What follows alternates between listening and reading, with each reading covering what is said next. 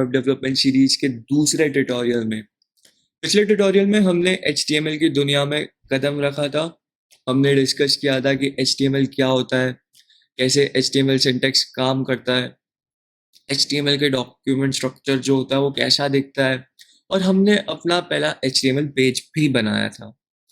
तो अगर आपने पिछला ट्यूटोरियल मिस कर दिया है तो मैं आपको हाईली रिकमेंड करूंगा कि आप उस ट्यूटोरियल को देखें, ताकि आपको HTML के बेसिक्स और ज़्यादा क्लियर हो जाए। ठीक है, आज के इस ट्यूटोरियल में हम अपनी HTML की अंडरस्टैंडिंग को और डीपन करेंगे, और ज़्यादा टैग्स और एट्रीब्यूट्स को इंट्रोड्यूस करूंगा मैं आज।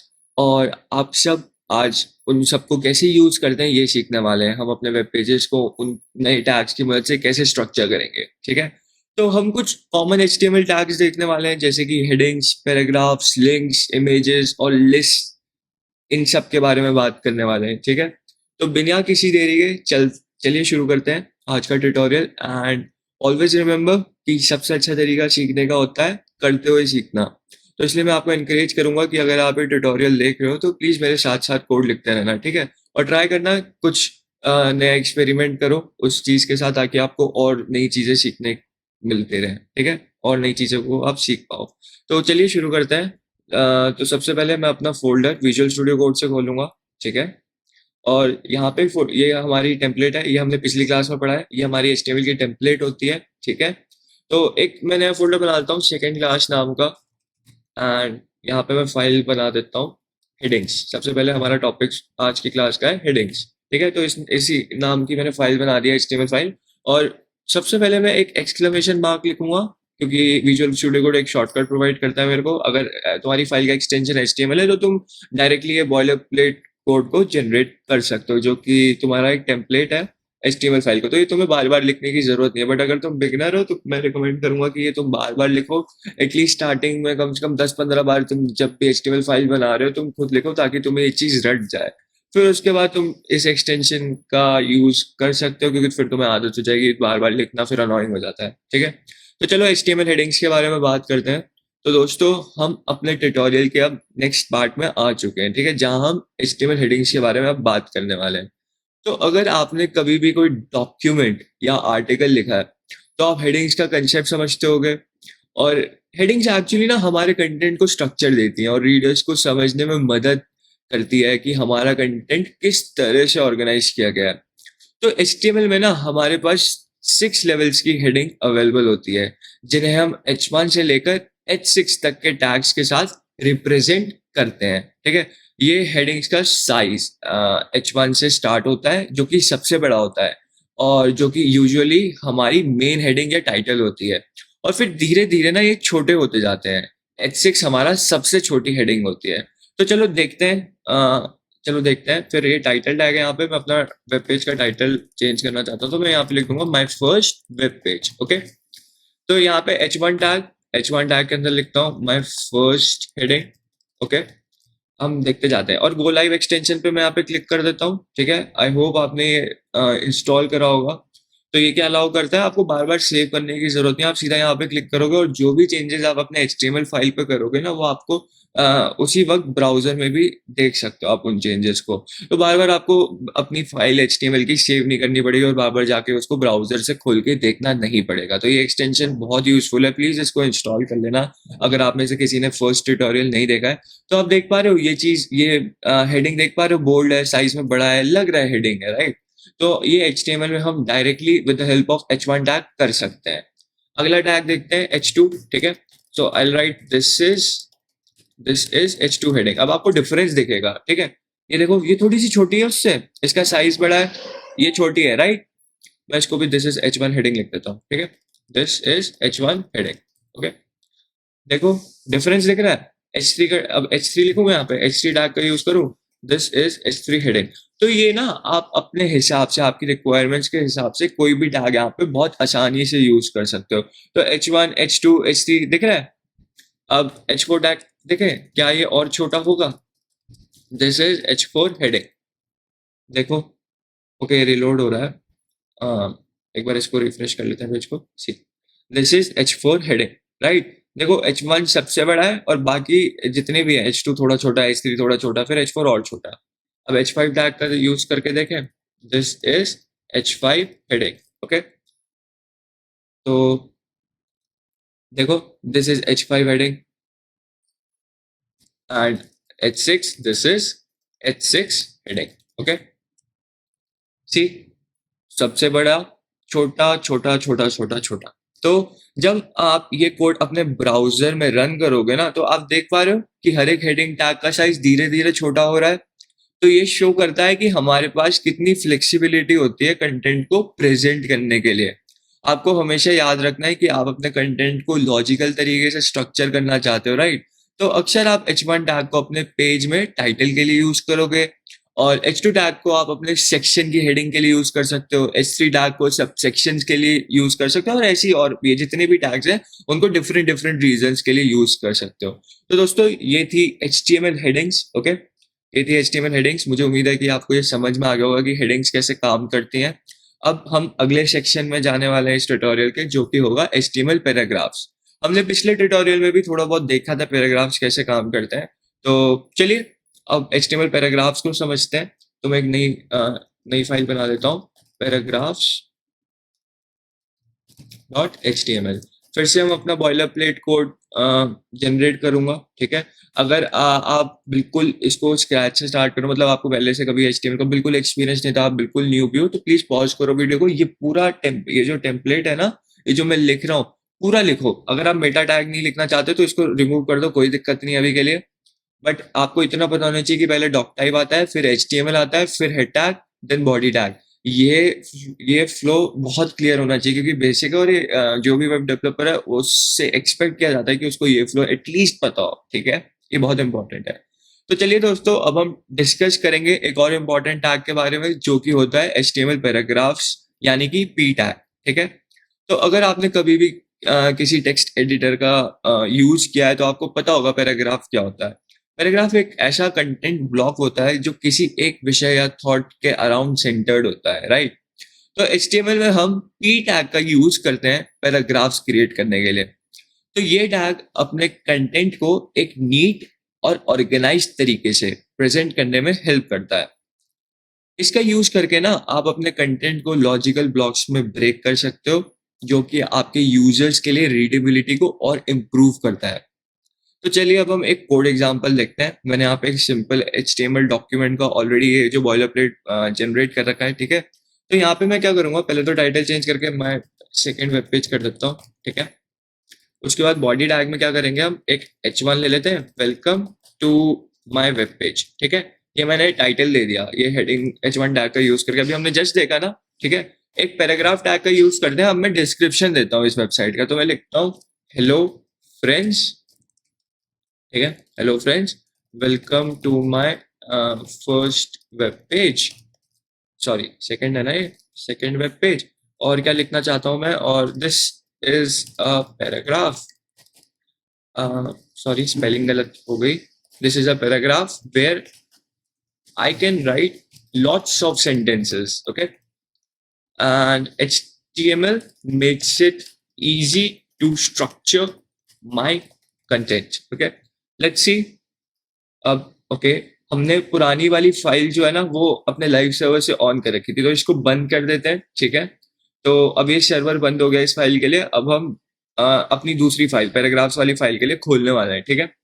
तो तुम देख पा रहे हो, welcome to my web page, और ये जो मैंने पैराग्राफ टैग का यूज किया था, यहाँ पे वो लाइन आ चुकी है, ठीक है। तो इस एग्जांपल में हमने क्या करा है, हमने पहले H1 टैग का यूज किया है एक हेडिंग क्रिएट करने के लिए। फिर उसके बाद क्या किया है, हमने P टैग का यूज किया है, जो कि एक पैराग्राफ क्रिएट करने के लिए हमने यूज करा उसको। और जब आप इस कोड को अपने ब्राउजर में रन कर रहे हैं, जैसे आप देख पा रहे हो हम रन कर रहे हैं, तो आप देखोगे कि P टैग का टेक्स्ट एक अलग ब्लॉक में शो हो रहा है, जो कि हमारा क्या है, पैराग्राफ है। तो इस तरह से आप P टैग का यूज करके अपने कंटेंट को और स्ट्रक्चर्ड और रीडेबल बना सकते हो। तो ये था HTML पैराग्राफ्स का सेक्शन। आई होप कि आपको ये क्लियर हो गया होगा कि P टैग कैसे यूज करना है। तो अब अगले सेक्शन में हम क्या पढ़ने वाले हैं, हम HTML लिंक्स पढ़ने वाले हैं। आपने देखा था ना विकिपीडिया वाली वेबसाइट पे कैसे मैं उस टेक्स्ट पे क्लिक कर रहा था और मैं दूसरे पेज पे चले जा रहा था, तो वो कैसे कर सकते हैं, वो हम करने वाले हैं। वो कैसे करने वाले हैं, तो मैं एक और HTML फाइल बनाऊंगा, links.html, ठीक है, links.html। And I close this live server for this file, ठीक है। तो अब links.html के लिए सेम, पहले मैं टेम्पलेट अपनी जनरेट कर लेता हूँ, ठीक है। यहाँ पे लिख देता हूँ my third web page, okay. Now तो अब हम बात करेंगे HTML के एक बहुत ही इंटरेस्टिंग और यूजफुल फीचर की, जो है HTML लिंक्स। तो आपने इंटरनेट पे सर्फ करते हुए बहुत सारे लिंक्स देखे होंगे जो कि आपको एक वेब पेज से दूसरे वेब पेज तक ले जाते हैं, राइट। तो ये लिंक्स HTML में ए टैग का यूज करते हैं। ये लिंक्स कैसे बनते हैं? ए टैग का यूज करके बनते हैं।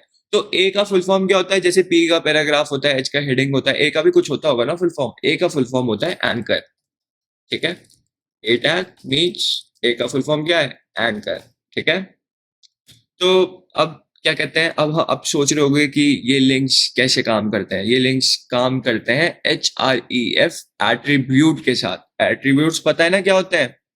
हमने टैग्स, एट्रीब्यूट्स, एलिमेंट्स के बीच में बहुत अच्छी तरीके से समझा था ये चीजें क्या होती हैं। अगर आपको नहीं पता तो प्लीज एक बार मेरा पिछला वाला ट्यूटोरियल जाके देखो, तो आपके बेसिक्स क्लियर हो जाएंगे, ठीक है। तो चलिए इसका एक एग्जांपल देता हूं मैं आपको पहले, ठीक है। तो एक बार h1 टैग, ठीक है, h1 टैग को लिख देते हैं यहाँ पे, welcome to my third web page, okay.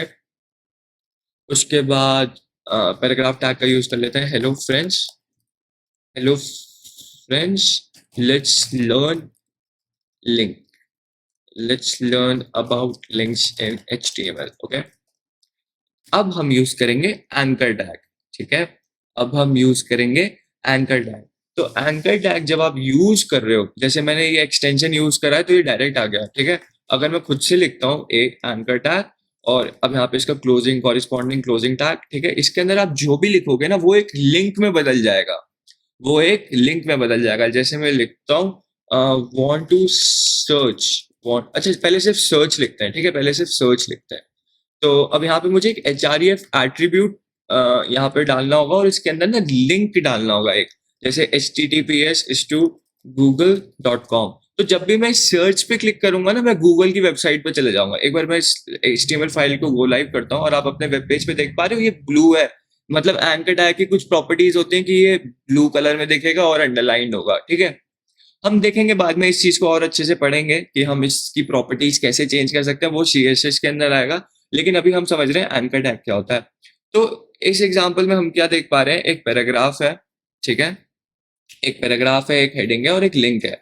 तो जब भी मैं इस पे क्लिक करूंगा ना सर्च पे, यहाँ पे आ जाएगा google.com। देखो गूगल, ये अपने आप गूगल पे आ गया। मैं पहले वाले पेजेस में ऐसा कुछ नहीं था, मैं कहीं भी क्लिक कर रहा हूँ, देखो यहाँ पे क्लिक कर रहा हूँ कुछ हो रहा है, या फिर इसी पेज में हेडिंग है HTML पे देखो कुछ हो रहा है, नहीं। जब आपने एंकर टैग यूज करा और उसके अंदर का href वाला एट्रीब्यूट के अंदर आपने अपना लिंक डिफाइन कर दिया ना, तो आप उसी पेज पे जाओगे। यहाँ पे मैं गूगल की जगह अगर ट्विटर कर दूंगा ना, तो अब मैं ट्विटर की वेबसाइट पे जाऊंगा, ठीक है। वहां पे चले, अब क्लिक करूं, ओके, आई थिंक ये सेव नहीं हुई फाइल, ठीक है। आपको हमेशा मेक श्योर करना है कि आपकी फाइल सेव हो, वरना ऐसा बिहेवियर आप देख सकते हो। अब मैं सर्च पे क्लिक करूंगा, ठीक है, देखो twitter.com आ गया, twitter.com आ गया। तो ऐसे ही, तो आई थिंक एंकर टैग का कंसेप्ट भी क्लियर हो गया होगा, ठीक है। हम और क्या कर सकते हैं, और क्या कर सकते हैं यहाँ पे, और तुम ये भी लिख सकते हो गो टू ट्विटर, सर्च की जगह तुम लिख सकते हो गो टू ट्विटर, कुछ भी लिख सकते हो। वो एंकर टैग जो भी रैप कर रहा होगा ना आपको, तो देखो गो टू ट्विटर आ रहा है, मैं क्लिक करूंगा, देखो ट्विटर पे चला गया। तो जो भी आपका एंकर टैग कंटेंट रैप कर रहा है वो एक लिंक में बदल जाएगा, ठीक है। मैं इसको ऐसे भी लिख सकता हूँ, मैं इसको नेक्स्ट भी कर सकता हूँ, एक के अंदर एक भी कर सकता हूँ। पैराग्राफ के अंदर भी एंकर टैग का यूज कर सकते हैं। लाइक मैं ऐसा लिख सकता हूँ, क्लिक, और यहाँ पे एंकर टैग, ठीक है, यहाँ पे anchor tag, click here to go to Google. जैसे तुम सिर्फ हेयर को लिंक बनाना चाहते हो, बाकी टेक्स्ट को नहीं बनाना चाहते, तो तुम उसे पैराग्राफ टैग से उसको पूरा उसको मतलब नेक्स्ट कर सकते हो। एंकर टैग को मैंने यहाँ पे पैराग्राफ टैग के अंदर नेक्स्ट कर दिया, और एक वर्ड को सिर्फ लिंक बनाया, ठीक है। यहाँ पे मैं लिख देता हूँ https://google.com। तो यहाँ पे क्या होगा, सिर्फ हेयर मेरा एक लिंक में बदल जाएगा, ठीक है। अब इसको फिर से देखें, देखो क्लिक हेयर टू गूगल, और सिर्फ तुम हेयर पे देख पा रहे हो ये ब्लू कलर का है, और ये ध्यान से देखो ये अंडरलाइन है, ठीक है। जब मैं इस पे क्लिक करूंगा तो देखो गूगल पे आ गया मैं। तो तुम ऐसा भी कर सकते हो, ठीक है। तो आई थिंक ये चीज क्लियर हो गई होगी, ठीक है। तो देखने में तो ये सिंपल लग रहा है, लेकिन इसका इम्पैक्ट बहुत बड़ा है। HTML लिंक की वजह से हम इंटरनेट पर नेविगेट कर पाते हैं, और ये हमारी वेबसाइट्स को इंटर कनेक्टेड बनाता है, और हमें एक वेब पेज से दूसरे वेब पेज तक पहुंचने की एबिलिटी देता है। ठीक है, तो दोस्तों ये था HTML लिंक्स। मुझे उम्मीद है कि आपको ये समझ में आ गया होगा कि HTML लिंक्स कैसे काम करते हैं और कैसे हम उन्हें अपने वेब पेजेस में ऐड कर सकते हैं। तो अब अगले सेक्शन की बारी है। यहाँ पे हम HTML इमेजेस के बारे में बात करेंगे, जो कि आपकी वेबसाइट को और भी विजुअली अपीलिंग बनाने में मदद करेगा। ठीक है, तो अब नेक्स्ट सेक्शन है इस ट्यूटोरियल का, जहाँ पे हम देखेंगे इमेजेस। आप अपने वेबसाइट पे इमेजेस कैसे दिखाते हैं। एक बार क्विक रिवीजन। हेडिंग्स के लिए यूज करते हैं H1 से लेके H6 तक, बेस्ड ऑन साइज या आपकी प्रायोरिटी टेक्स्ट की आप हेडिंग्स डिफरेंट टैग्स यूज कर सकते हो हेडिंग्स के। ठीक है, फिर उसके बाद हमने पैराग्राफ देखा। पैराग्राफ के लिए हम P टैग यूज करते हैं। लिंक्स के लिए हम एंकर टैग यूज कर सकते हैं। ठीक है, और इसको आप नेक्स्ट भी कर सकते हो और टैग्स के साथ। अगर आपको H1 के अंदर भी कोई वर्ड, जैसे थर्ड वेब पेज का थर्ड आपको लिंक बनाना है, तो H1 के अंदर भी आप ये एंकर टैग यूज कर सकते हो। बट ये ध्यान रखना है कि अगर आपने जैसे H1 डाला, फिर उसके अंदर एंकर डाला, फिर उसके अंदर पैराग्राफ डाला, नेक्स्ट तो कर सकते हो, लेकिन जो सबसे लास्ट में ओपन करोगे उसको सबसे पहले क्लोज करना है। ठीक है, मतलब ओपनिंग टैग के कॉरेस्पॉन्डेंस में आपको उसका क्लोजिंग टैग भी यूज करना है। जैसे यहाँ पे एंकर सबसे लास्ट में ओपन हुआ है, लेकिन सबसे पहले एंकर ही क्लोज होगा। ठीक है, तो इस चीज का ध्यान रखना है कि आप उस टैग को क्लोज कर रहे हो। ठीक है, वरना ब्राउजर में वो चीज शायद अच्छे से ना दिखे। ठीक है, अब इमेजेस के बारे में पढ़ते हैं। सिंपली पहले मैं अपना बॉयलर प्लेट कोड को जनरेट करूंगा। ठीक है, तो अब हम बात करने वाले हैं एक और एक्साइटिंग एस्पेक्ट की HTML की, जो है HTML इमेजेस। ठीक है, तो आपने नोटिस किया होगा कि बहुत सारे वेब पेजेस पे, जिस पे भी आप रोज जाते हो, तो वहां पे आपको बहुत सारी इमेजेस दिखती होंगी, राइट। तो ये इमेजेस ना HTML के IMG टैग की मदद से दिखाई जाती हैं। तो अब IMG टैग का यूज करना है। ठीक है, अब हम IMG टैग का यूज करके देखेंगे। तो सबसे पहले ना IMG टैग को यूज करने के पहले हमें कुछ एट्रीब्यूट्स उसको प्रोवाइड करने होते हैं। तो अगर मैं यहाँ पे IMG लिख रहा हूँ, तो उसके साथ मुझे सबसे पहले SRC एट्रीब्यूट को डिफाइन करना होता है। अभी SRC एट्रीब्यूट को कैसे डिफाइन कर सकते हो? SRC एट्रीब्यूट क्या है? मतलब SRC स्टैंड्स फॉर सोर्स। ठीक है, तो आपको इमेज की लोकेशन प्रोवाइड करनी है यहाँ पे। अगर वो आपके कंप्यूटर में है, तो आप उस इमेज का पाथ यहाँ पे डाल दो, या फिर अपना कोई, अगर वो ऑनलाइन कहीं पड़ी हुई है, तो उस इमेज का URL डालना है। ठीक है, तो दूसरा इंपॉर्टेंट एट्रीब्यूट क्या होता है? दूसरा इंपॉर्टेंट एट्रीब्यूट होता है ALT, ऑल्टरनेट टेक्स्ट। ठीक है, यहाँ पे आपको ऑल्टरनेट टेक्स्ट प्रोवाइड करना है। मतलब अगर किसी कारण से अगर वो इमेज लोड नहीं हो पा रही है ब्राउजर में, तो ये ऑल टेक्स्ट, ये जो ऑल्टरनेट के अंदर आप डालोगे ना, वो आपको विजिबल होगा ब्राउजर पे। ठीक है, तो all text actually visually impaired users के लिए भी बहुत हेल्पफुल होता है, जो स्क्रीन रीडर्स का यूज करते हैं। ठीक है, उनके लिए। तो और लास्टली आप इसके इमेज के अंदर एक विड्थ एट्रीब्यूट भी होता है, एक हाइट एट्रीब्यूट भी होता है। ये भी आप यूज कर सकते हो इमेज की डायमेंशन स्पेसिफाई करने के लिए। लेकिन हम ये CSS से भी कर सकते हैं, आप ये HTML से भी कर सकते हो with the help of attributes. ठीक है, तो एक एग्जांपल देखते हैं। एक एग्जांपल देखते हैं, कोई इमेज का URL उठा लेते हैं। ठीक है, कोई इमेज का URL उठा लेते हैं, तो हम चलेंगे क्रोम पे। ठीक है, तो कुछ इमेजेस ले लेते हैं, C++ इमेजेस। ठीक है, C++ इमेजेस। तो ये इमेज अच्छी लग रही है, इसको मैं इसका इमेज एड्रेस कॉपी कर लेता हूँ। ठीक है, मैंने कॉपी इमेज एड्रेस कर लिया, उस पर राइट क्लिक करके, और मैंने यहाँ पे पेस्ट कर दिया। तो देख रहे हो तुम, बहुत बड़ा लिंक है एक्चुअली। तो बट ठीक है। तो अच्छा, कुछ नॉर्मल सा देखते हैं, रुको। इमेजेस। ठीक है, कुछ नॉर्मल सा देखते हैं। आई थिंक इसका नहीं होगा कॉपी इमेज एड्रेस। ओके, बहुत बड़ा है। तो चलो ठीक है, इतना बड़ा लिंक है, कोई बात नहीं। एक बार इसको लाइव करके देखें, एक बार इस वेब पेज को लाइव करके देखते हैं। Go live. तुमको इमेज दिख रही है? ये इमेज दिख रही है? तुमने ये लिंक, मैंने जो पेस्ट करा, भाई इतना बड़ा लिंक है, ये मेरी गलती नहीं है। तो SRC के अंदर तुम या तो लिंक प्रोवाइड कर दो जो कि इंटरनेट पे पड़ा हुआ है। देखो इमेज आ गई हमारे ब्राउजर पे। ये यही फाइल है जो अभी हमने लाइव सर्वर से खोली है। ठीक है, तो आई थिंक इमेज ऐड करना आ गया होगा। तुम इसकी विड्थ और हाइट भी कर सकते हो। जैसे अगर मैं विड्थ यहाँ पे 500 डाल दूं एंड हाइट भी 500 डाल दूं, तो ये इमेज आई गेस बड़ी हो जाएगी। देखो बड़ी हो गई इमेज। अगर मैं विड्थ कम कर दूं 100, तो ऐसी हो जाएगी। ठीक है, इसको भी अगर 100 कर दूं, छोटी हो जाएगी। तो आप विथ और हाइट से खेल सकते हो, ठीक है। ऑल्टरनेट टेक्स्ट से भी खेल सकते हो। यहाँ पे लिख देता हूँ, this is my C++ image, okay, this is my C++ image. तो अगर बाई चांस ये कभी इमेज, जैसे मैं इसका एड्रेस गलत कर दूं, ये चीज तो लेटर हटा दिया, अभी लिंक गलत हो गया, राइट। अब इमेज लोड तो हो नहीं पाई जो SRC में तुमने लिखा हुआ था, तो ये ऑल्टरनेट टेक्स्ट आएगा। देखो, this is my C++ image, देखो ऑल्टरनेट टेक्स्ट आ गया, क्योंकि वो मैंने एड्रेस गलत कर दिया इसका। अगर मैं एड्रेस सही कर दूंगा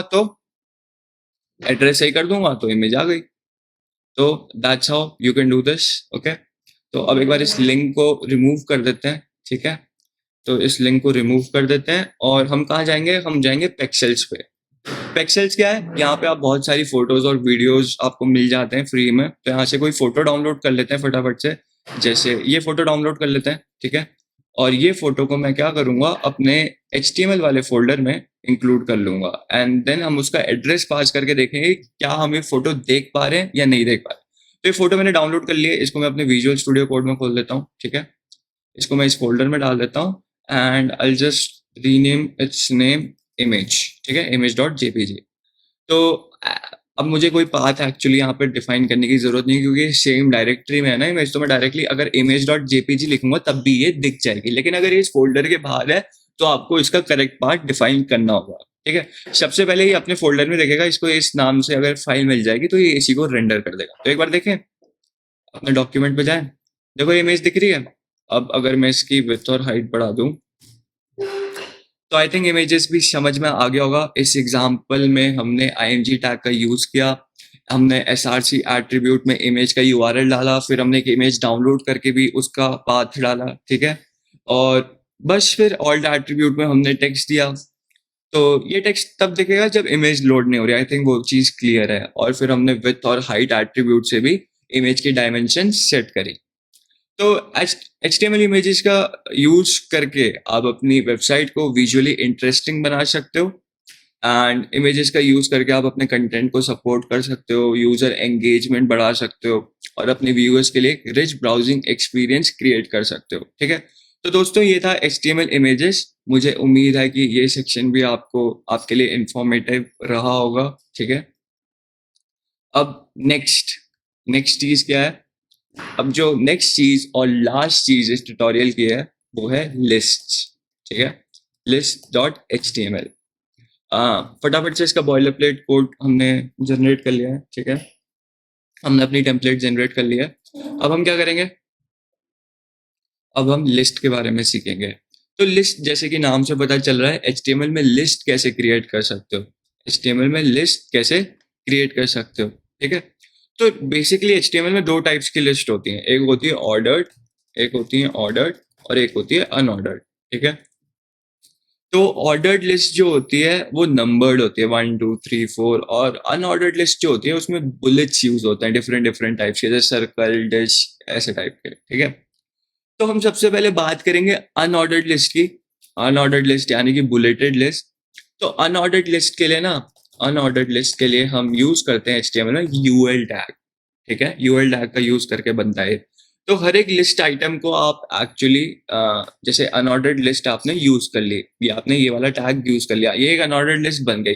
अब इसके अंदर आप, इस लिस्ट के अंदर आप मल्टीपल आइटम्स बनाओगे, राइट। इस लिस्ट के अंदर मल्टीपल आइटम्स हो सकते हैं, जैसे कि अगर आपकी टू डू लिस्ट है, आपको सुबह उठना है, फिर आपको दूसरा काम क्या है, पढ़ना है, तीसरा काम है होमवर्क करना है, चौथा काम है रिवाइज करना है, ठीक है, ऐसा कुछ। तो उसके अंदर आपके मल्टीपल लिस्ट आइटम्स होंगे ना, तो उन लिस्ट आइटम्स को हम li टैग की मदद से दिखाएंगे। li टैग मतलब लिस्ट आइटम, UL मतलब अनऑर्डर्ड लिस्ट, ठीक है। लिस्ट आइटम्स की मदद, इस टैग की मदद से आप मल्टीपल लिस्ट आइटम्स अपने दिखा सकते हो, ठीक है। देखें एक बार, तो सुबह उठना है, ठीक है, ये लिख देता हूँ मैं, और पढ़ाई करनी है, खाना खाना है, और फिर सो जाना है। तो फिर ये हमारी लिस्ट हमने बना ली है यहाँ पे, अनऑर्डर्ड लिस्ट, ठीक है। और ये लिस्ट आइटम्स है। तो एक बार इसको चेक कर लेते हैं फटाफट से। तो देखो यहाँ पे अनऑर्डर्ड लिस्ट आ गई हमारी, ये बुलेट्स यूज कर रहे हैं हम यहाँ पे। तो that's how you can create unordered list in your HTML, okay. आप ऑर्डर्ड लिस्ट भी इसी तरीके से बना सकते हो। ऑर्डर्ड लिस्ट के लिए क्या होगा, ऑर्डर्ड लिस्ट के लिए हम ऑर्डर्ड लिस्ट के लिए कौन सा टैग यूज करोगे? जैसे अनऑर्डर्ड के लिए यूएल यूज कर रहे हो, तो ऑर्डर्ड के लिए क्या यूज करोगे? Obviously OL. तो सेम तरीका रहेगा, बस यूएल की जगह ओएल हो जाएगा। तो जैसे लिस्ट आइटम में मैं डाल देता हूँ फर्स्ट आइटम, ठीक है, फिर उसके बाद लिख देता हूँ second item, and then we will write third item, ठीक है। और यहाँ पे ना एक पैराग्राफ टैग डाल देते हैं स्ट्रक्चर करने के लिए। पैराग्राफ टैग में लिख देता हूँ this is my ordered list, okay. और यहाँ पे मैं पैराग्राफ टैग से लिख के कह देता हूँ this is my unordered list, ठीक है। तो ऐसे आप कर सकते हो। और जैसे अब यहाँ पे आप आईएमजी टैग भी यूज कर सकते हो। यहाँ पे सुबह, यहाँ पे जैसे सनसेट की फोटो डाल दी, यहाँ पे बुक्स की डाल दी, यहाँ पे कुछ खाने की फोटो डाल दी, राइट। तो ऐसे आप अपना एक अच्छा सा वेब पेज भी बना सकते हो इस तरीके से। तो इस एग्जाम्पल में हमने क्या देखा है, तुम देख सकते हो यहाँ पे ऑर्डर लिस्ट क्या आ गया, 1 2 3 आ गया, और यहाँ पे बुलेट्स आ रही हैं। तुम ये स्टाइल्स चेंज कर सकते हो कैसे दिखाना है, that we will be doing with the help of CSS, but right now we are just understanding the basics of HTML, like how we can create this unordered list and ordered list. We'll be doing the styling part later in the series, so that doesn't matter right now. तो इस example में हमने क्या देखा है, पहले unordered list कैसे create करते हैं, ठीक है, फिर हमने एक ऑर्डर्ड लिस्ट भी क्रिएट करी है। तो HTML लिस्ट का यूज करके आप अपने कंटेंट को और स्ट्रक्चर्ड और ऑर्गेनाइज्ड फॉर्म में डिस्प्ले कर सकते हो, ठीक है, जो कि यूजर एक्सपीरियंस को बहुत अच्छे से इम्प्रूव करता है। तो ये थी HTML लिस्ट। मुझे उम्मीद है कि आपको ये चीज़ भी समझ में आ गई होगी, कैसे आप HTML में लिस्ट को क्रिएट कर सकते हो। तो अगले ट्यूटोरियल में हम और डेप्थ में HTML को एक्सप्लोर करने वाले हैं, सो स्टे ट्यून्ड, ओके। तो दोस्तों, आज के इस ट्यूटोरियल में हमने काफ़ी इंटरेस्टिंग चीज़ें सीखी हैं। हमने देखा है कि कैसे HTML हेडिंग्स को यूज़ करके हमने अपने वेब पेजेस को स्ट्रक्चर किया। फिर हमने सीखा कि कैसे HTML पैराग्राफ्स यूज़ किए हमने। उसके बाद हमने लिंक्स और इमेजेस को कैसे वेब पेज में डालते हैं उसका डिस्कशन किया। और देन फाइनली हमने HTML लिस्ट के बारे में सीखा और कैसे हम अपने वेब पेज पे ऑर्डर्ड और अनऑर्डर्ड लिस्ट क्रिएट कर सकते हैं, ठीक है। तो हमने क्या क्या देखा, हमने सबसे पहले क्या देखा, हेडिंग्स देखा, ठीक है। हेडिंग्स कैसे दिखाते हैं HTML में, H1 टैग का यूज करके, H1 से लेके हमारे पास H6 तक के टैग्स होते हैं, ठीक है। अकॉर्डिंग टू द प्रायोरिटी हम इन टैग्स को डिफरेंट डिफरेंट पर्पस के लिए यूज कर सकते हैं, ठीक है। फिर उसके बाद हमने क्या देखा, हमने पैराग्राफ्स देखे, हम पैराग्राफ्स कैसे बना सकते हैं HTML में, that we can do with the help of p tag, ठीक है। उसके बाद हमने क्या देखा, उसके बाद हमने क्या देखा, उसके बाद हमने लिंक्स देखे, ठीक है। उसके बाद हमने देखे हम लिंक्स कैसे बना सकते हैं, that we can do with the help of anchor tag, right, that we can do with the help of anchor tag, A stands for anchor. उसके बाद हमने इमेजेस देखी, इमेजेस कैसे कर सकते हैं हम, with the help of IMG tag.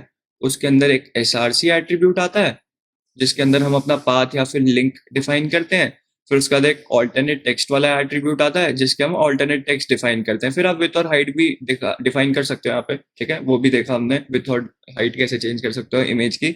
Alternate text क्या होता है, जो कि अगर बाई चांस आपकी इमेज किसी वजह से लोड नहीं हुई तो ये ऑल्टरनेट टेक्स्ट विजिबल होगा ब्राउजर पे, ठीक है। उसके बाद हमने क्या देखा, उसके बाद हमने लिस्ट देखी। लिस्ट कितने टाइप की होती है, 2 टाइप की होती है, एक होती है अनऑर्डर्ड, एक होती है ऑर्डर्ड। ऑर्डर्ड को कैसे दिखा सकते हैं, with the help of OL tag, और अनऑर्डर्ड को कैसे दिखा सकते हैं, with the help of UL tag, ठीक है। और इन दोनों लिस्ट के अंदर बहुत सारे लिस्ट आइटम्स होंगे, राइट, बहुत सारे लिस्ट आइटम्स होंगे। लिस्ट आइटम्स को कैसे दिखाओगे, with the help of LI tag, ठीक है। आई थिंक ये चीजें क्लियर हो गई हैं। ये था हमारे इस ट्यूटोरियल का रिकैप, ठीक है। आज हमने ये सारी चीजें कवर कर ली हैं। तो मैं आपको इंकरेज करूंगा कि आज आपने जो भी सीखा है उसे प्रैक्टिस करो, अपने कोड एडिटर में कुछ फाइल्स क्रिएट करो और डिफरेंट टाइप्स के HTML टैग्स को यूज करके देखो, ठीक है। तो ये हैंड्स ऑन प्रैक्टिस ही आपको एक बेहतर वेब डेवलपर बनाएगी, ठीक है। एंड अगले ट्यूटोरियल में हम बात करेंगे कि HTML के डिवीजन और सेक्शनिंग एलिमेंट्स की, जिससे हम अपने वेब पेजेस को और बेहतर तरीके से स्ट्रक्चर कर पाएंगे, ठीक है। तो ये बहुत इंपॉर्टेंट और इंटरेस्टिंग टॉपिक होगा, तो इसलिए प्लीज इसको मिस मत करना, क्योंकि आगे आने वाले जो भी फ्रेमवर्क्स होंगे या जब हम एडवांस चीजें पढ़ेंगे ना, तो ये बहुत ज्यादा यूज होंगे, ये सेक्शनिंग और डिवीजन वाले एलिमेंट्स जो भी हमारे HTML में यूज होने वाले हैं, ठीक है। तो अगर आपको आज का वीडियो हेल्पफुल लगा तो प्लीज़ इसे लाइक करो, कमेंट करो और अपने दोस्तों के साथ शेयर करो, ठीक है? और अगर आपने अभी तक चैनल को सब्सक्राइब नहीं किया है तो सब्सक्राइब कर लो ताकि आपको हमारे आने वाले वीडियोस के नोटिफिकेशंस मिलते रहें। So thank you everyone. That will be all for this tutorial. See you in the next class.